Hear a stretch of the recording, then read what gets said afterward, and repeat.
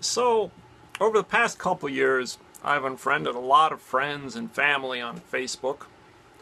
Uh, Different people have different reactions. Of course, that can be annoying, upsetting. Some people just don't care. Confusing, angering. I thought I would make a little video to explain what's up with that. We'll make this a two-part video. In part two, I'll try to go into a little more detail about what is and isn't racist with a real-world example of something a friend of mine posted that I've seen posted by a couple of friends now. But in this video, we'll just try to explain the general theory of why would you unfriend a racist friend on Facebook. So if I unfriended you, it's because you posted some racist shit, or because you're encouraging your own Facebook friends to post racist shit. So this can best be explained with an analogy. Let's say I got a friend named Bob, and Bob invites me to go out to a shooting range. So I'm like, cool, let's do that. And Bob comes by, and we drive to the shooting range. And while we're driving over there, Bob's showing me this new semi-automatic revolver, pistol, whatever you call it, that he got.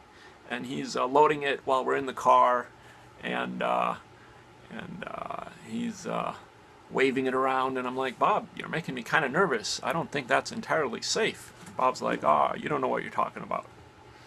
I've been doing this for a while. I know what I'm doing.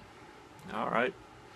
So we get to the shooting range, and we meet some of Bob's friends at the shooting range, and same story. Bob is like not exhibiting proper gun safety behavior. He's got his finger on the trigger when he's not intending to actually pull the trigger. He's pointing the gun at things that he shouldn't be pointing it at people.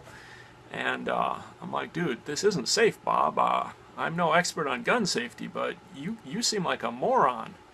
And Bob's like, fuck you, Elliot. I know what I'm talking about. And before I can even begin to have a constructive conversation with Bob about his gun safety, all of his friends pile in and defend him, and they're like, no, this is how we do gun safety. So obviously, it's not an environment where I can really have a positive influence on Bob to curb his behavior, to improve his behavior. He's got too many friends around who are all fucking morons, all right? So I've got a choice. I can continue to hang out with Bob and we can have a good time, and I can just pretend like I don't notice his atrocious gun safety, or I can choose not to hang out with Bob at the gun range. Now, if I continue to hang out with Bob, what I'm doing is I'm encouraging his unsafe behavior. Because I'm there while he's exhibiting this unsafe behavior with guns, and I'm just pretending like I don't see it. If Bob ends up killing somebody's kid or something by accident, I'm partly to blame for that because I've been encouraging Bob's behavior. So next time Bob calls me up and is like, hey Elliot, let's go to the gun range again, I'll be like, no. So same situation with Facebook here. If you posted some racist shit on Facebook, I probably unfriended you. I probably did post something in reply, criticizing what you posted, and it's at that point that 10 of your racist friends piled in with their fucking right-wing propagandized view of the world, and just pissed me off more, and that's it. We can't have a constructive conversation with your racist friends. Here's a hint. If you look through your list of friends on Facebook, and some of them have a Confederate flag in their profile picture, you might be a racist. And your friends are fucking racists. Alright? So, yeah. There are different degrees of racism, just like there's different degrees of murder. By the way, I should point this out. The reason I take this seriously, and the reason I do is that racism kills people, and it causes a lot of pain and suffering up until that point of killing people too. So for every person who's killed due to racism, there's thousands who suffer in other ways. Racism causes all sorts of violence, and not just in your stereotypical ways of, oh, I'm going to beat this guy up because he's a person of color and I'm a racist, but lots of institutionalized policies that result in millions of people getting imprisoned in a disproportionate number because they're people of color versus the whites who run things in this country. And so yeah, I take it seriously. And so, like I'm saying, I think there's different degrees of racism, just like there's different degrees of murder. Your first degree murder is, you know, an intentional murder. You thought about it, you decided, I'm going to kill this guy, and you kill him, and then you're like, and I would do it again if I had the chance. I killed him and I'm proud of it. First degree murder.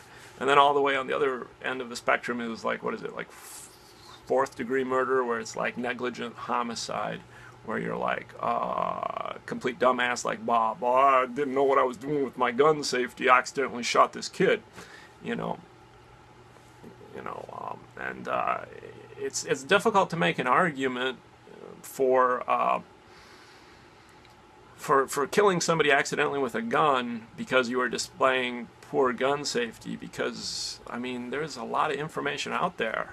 So it's almost like you got to think, maybe if somebody exhibits poor gun safety, it's because they want to be a fucking idiot. I don't know. But same with racism, and it's like there's so much opportunity to learn about the reality of the experience of people of color in the United States and the history of it. There is so much information available. So if you are ignorant about it, and you remain ignorant about it for any period of time, there's got to be some underlying motivation, you know. And that motivation is some deeply ingrained psychological animus towards people of color that you learned as a kid, I guess. And so I can see the argument for people being ignorant about gun safety is easier to justify than the argument for being ignorant about your racism. But anyway,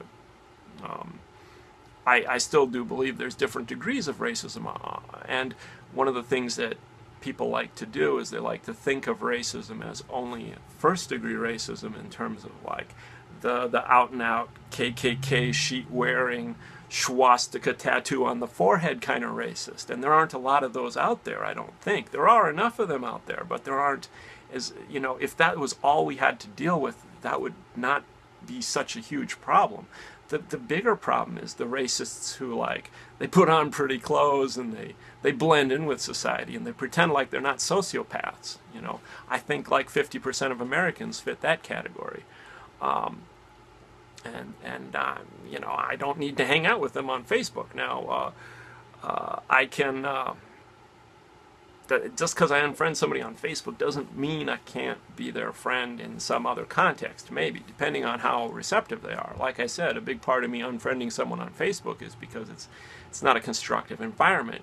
It's pretty rare to meet somebody on Facebook who's racist, who doesn't have 50 other racist friends on Facebook, right? So just the dynamics of how Facebook is set up, it's an unhealthy environment. So if, you know, somebody is racist, has racist ideas, but is open to learning, then yeah, we could have a constructive conversation about it outside of Facebook, possibly. We could hang out outside of Facebook. We could potentially be friends outside of Facebook. I generally don't see people make any effort to try to hang out with me after I unfriend them on Facebook. Oh well.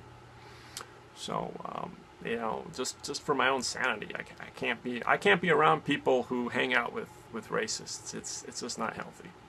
So, all right, we'll do part 2 and try to explain, maybe in a little more detail, maybe illustrate with an actual example, an example of racism, just for all the people who think they're not racist.